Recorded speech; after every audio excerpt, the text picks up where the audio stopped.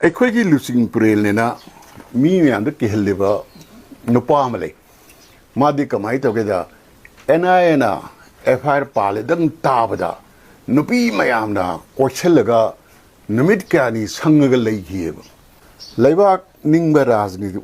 राजनीति वाला अमसुंग CSO kharana sendal lambi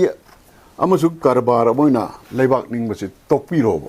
चिंदन Manipur कंदुनेना Khanaw सेगाई गे लाव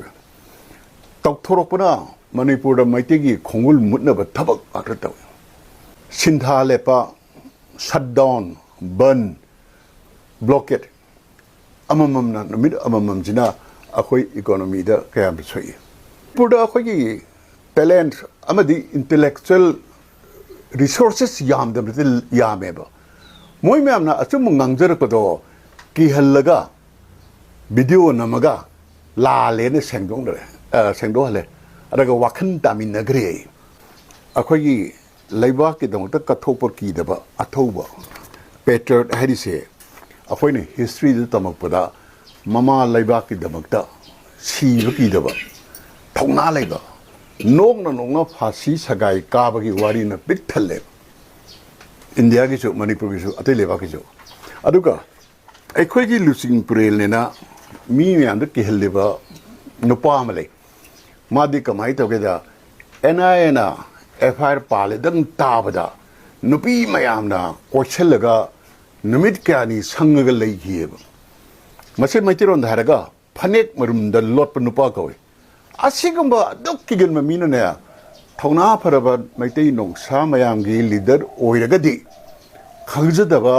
leibak ni tokle mayam se masi longhuina ningthau oiradi nongsa mayam longhui wole haibe dabaina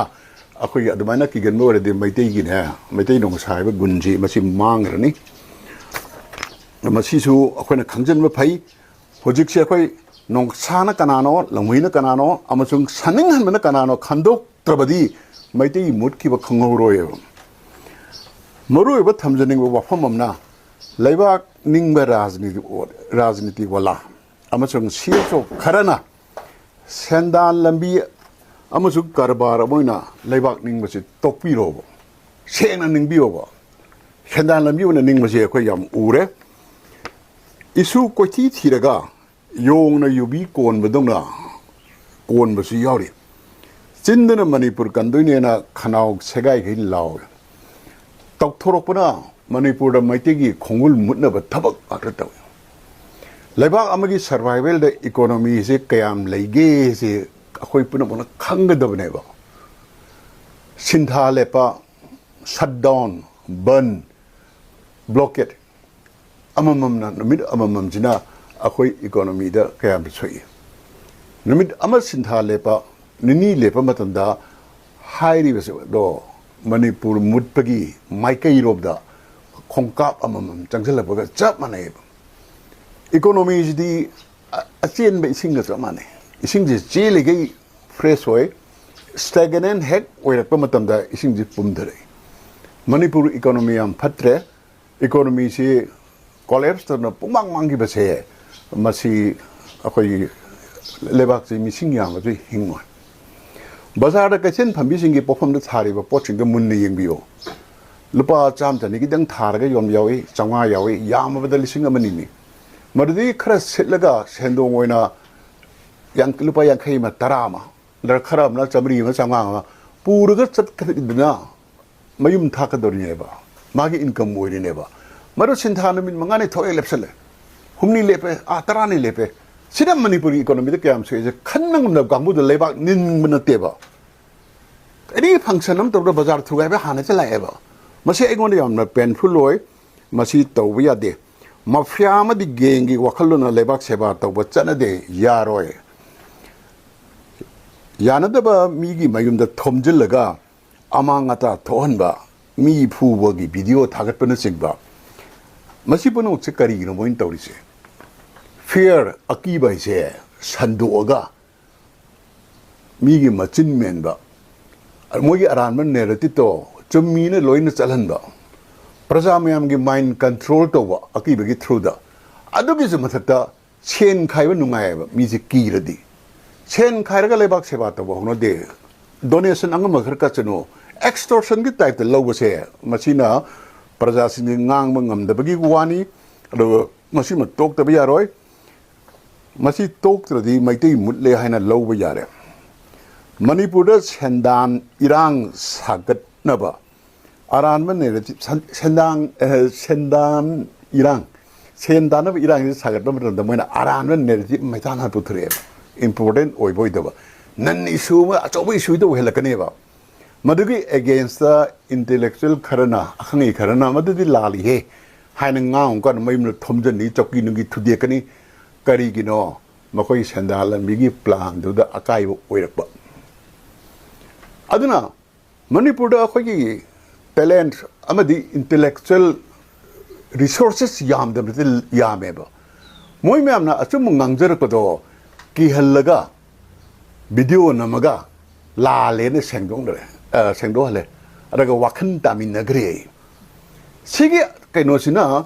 akoi puno pulu ching da ba lambi achum ta ka da intellectual me amje tamin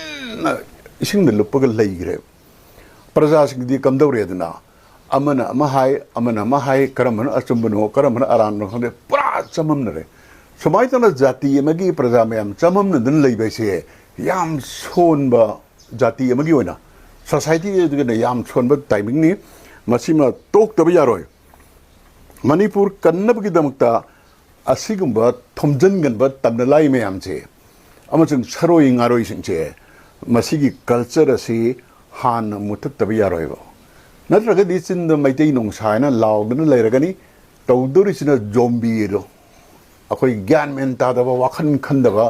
akoi nisha charaga pangkauru to ba kaino se adu manbam changi ba reasoning ya da ba yaning da su law ngana si reasoning ya da ba e adu si ya den to ba kangbo se masi ai gon da su mamang da mu thokre adu gi detail li paning de adu ga ai thedona adu gum bada painful le ba su leite aduna aina mayam da haijening ise akhoi manipur se somaina amutang pam da culture mayam se muthalaga mi se kallasu solasu thauna phana achum khangna leibai se masi amutang tawsi na haijening rawi ngasai aina haijeri ba trong lawigi incident che sigi matang da aina sum survey ta boda mi ayamana aina haibe narrative se thajai chummena khalli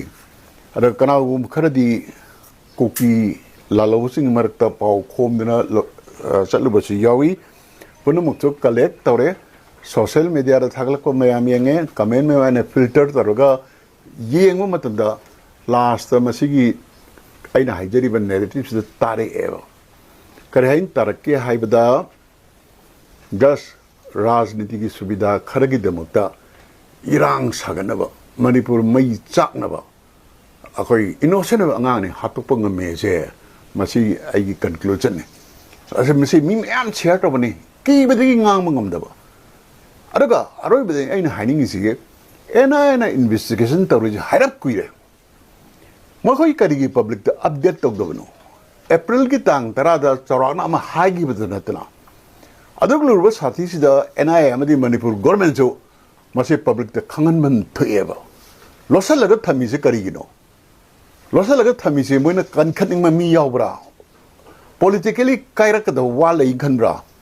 akhoi ri ge khangning e we demand to know what is the update kariba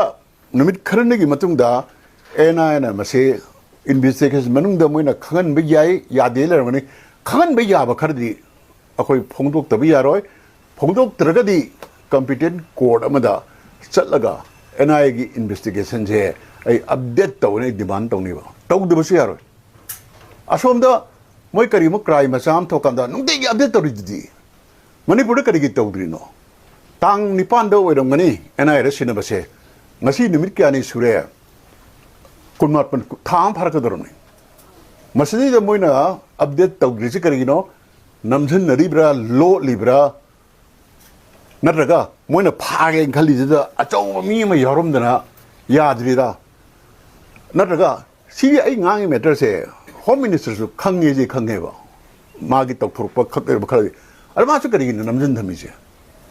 manipur somai tok dina tori se kem kuire अखोई लमजिदा पोप लमजिगी indigenous people अमोइना एना investigation तौरी अगर तुमिन लेथोपसे यादे अखोई मैम डिमांड तमिनसे पुथरो फारो चार्ज थागलो विभम थोप पनिशमेंट पीरो